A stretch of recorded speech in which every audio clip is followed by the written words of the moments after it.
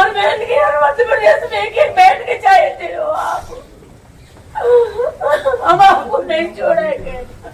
मैं भी कहाँ जा रहा हूँ, मैं भी नहीं छोड़ूंगा। हाँ, आपको नहीं छोड़ेंगे। छोड़ने का वो वाली बात नहीं है, लेकिन बात ये है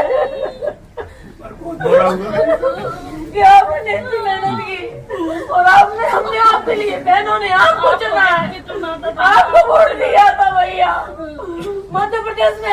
मैंने देखिए मुख्यमंत्री जी से एक मांग की, पर्यावरण एक ऐसा विषय है जो कहने के लिए नहीं है, करने के लिए है, और धरती को आने वाली पीढ़ियों के रहने लायक बनी रहने देना है। इसलिए मैं रोज पेड़ लगाता हूं। मैंने मुख्यमंत्री जी से यह आग्रह किया कि मुझे पेड़ जरूर लगाने दे, क्योंकि पेड़ मुझे घर पे इतने लगा नहीं सकता मैं रोज, तो मुझे सरकारी जमीन पर ही लगाने होंगे, और उसके लिए जमीन उपलब्ध भी हो और पेड़ ऐसी जगह लगे कि सुरक्षित रहे। तो मैंने मुख्यमंत्री जी से आग्रह किया कि मुझे पेड़ जरूर लगाने दें, उसके लिए जगह मुझे मिलती रहे ताकि इस काम को मैं जारी रख सकूं। तो पर्यावरण के प्रति जागरूकता भी हम पैदा करते रहेंगे निरंतर। मैंने उस दिन, जब आपको ध्यान होगा, जो संदर्भ था वो ये था कि बाकी दिल्ली में है, आप दिल्ली जाएंगे क्या। एक बात मैं बड़ी विनम्रता के साथ कहता हूं कि अपने लिए कुछ मांगने जाने से बेहतर मैं मरना समझूंगा, वो मेरा काम नहीं है। इसलिए मैंने कहा था मैं दिल्ली नहीं जाऊंगा। एक कार्यकर्ता की भूमिका है मेरी। देखिए, जब आत्म केंद्रित होता है व्यक्ति तो उसको लगता है कि मैं कहां हूं, लेकिन भारतीय जनता पार्टी में एक मिशन है, उसमें हर कार्यकर्ता के लिए कोई ना कोई काम है। तो जो भी पार्टी काम देगी वो काम मैं करूंगा।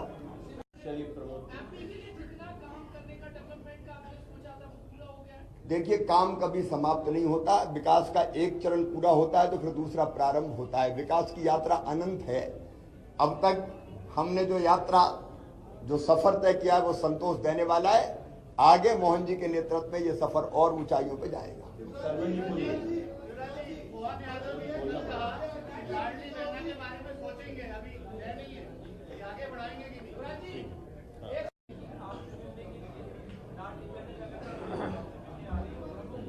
तो बहन भाई तो मिलते रहेंगे, इसमें कौन, भाई और बहन का रिश्ता सदैव रहेगा, उसमें कोई, और इस काम को हमारी पार्टी की सरकार आगे बढ़ाएगी।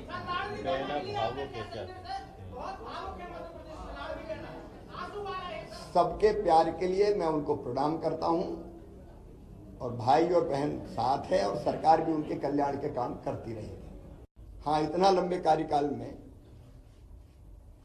अगर कोई चीज ऐसी हो गई हो मुझसे, मैं जनता से भी निवेदन कर रहा हूं, मन में कभी मेरे दुर्भावना नहीं रही। अगर कोई काम किए, फैसले किए भी तो कर्तव्य के भाव से किए, और वो फैसला लेने से कहीं किसी को तकलीफ पहुंची हो, जनता को, सहयोगियों को, साथियों को, सब मित्रों को, तो मैं उसके लिए भी क्षमा प्रार्थी हूं।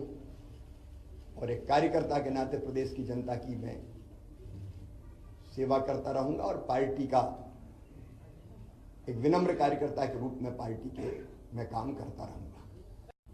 लेकिन इसके साथ दो चीजों का उल्लेख मैं और करूंगा। एक, महिला सशक्तिकरण मेरे लिए वोट प्राप्ति का जरिया नहीं है,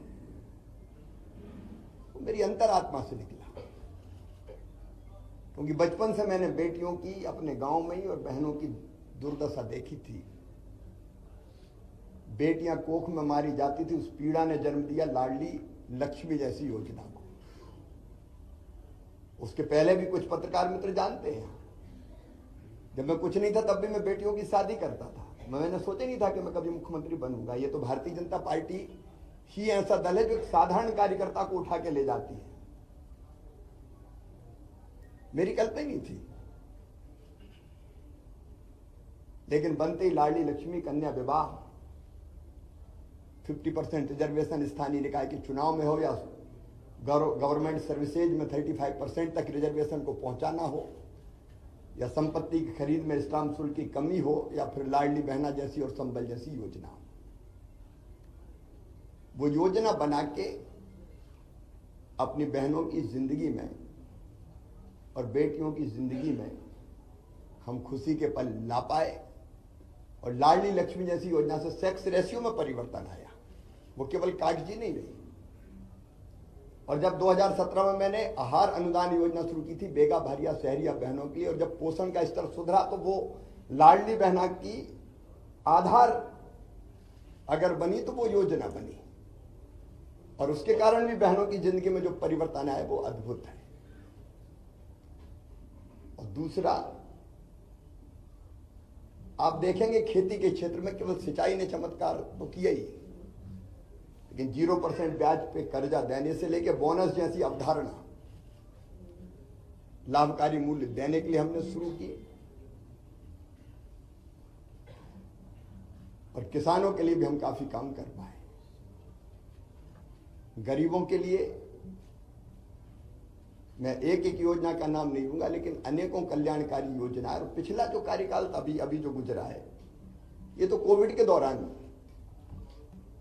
2 साल तो कोविड रहा, 1.25 साल ही हम ढंग से काम कर पाए। और कोविड में भी मैं एक चीज मुझे रोमांचित करती है, जब मजदूर पैदल आ रहे थे अपने सर पे गठरियां रख के, तो मेरी अंतरात्मा ने कहा कि मध्य प्रदेश की धरती पर कोई मजदूर पैदल नहीं चलना चाहिए।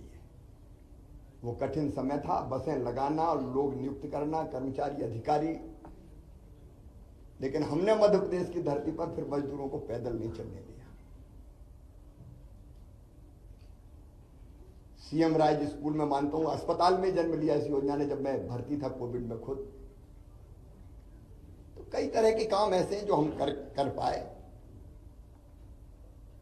और आज एक संतोष के साथ एक अच्छी सरकार और अच्छा नेतृत्व पार्टी ने तय किया है। उनको सौंप के हम आगे का सफर प्रारंभ करेंगे।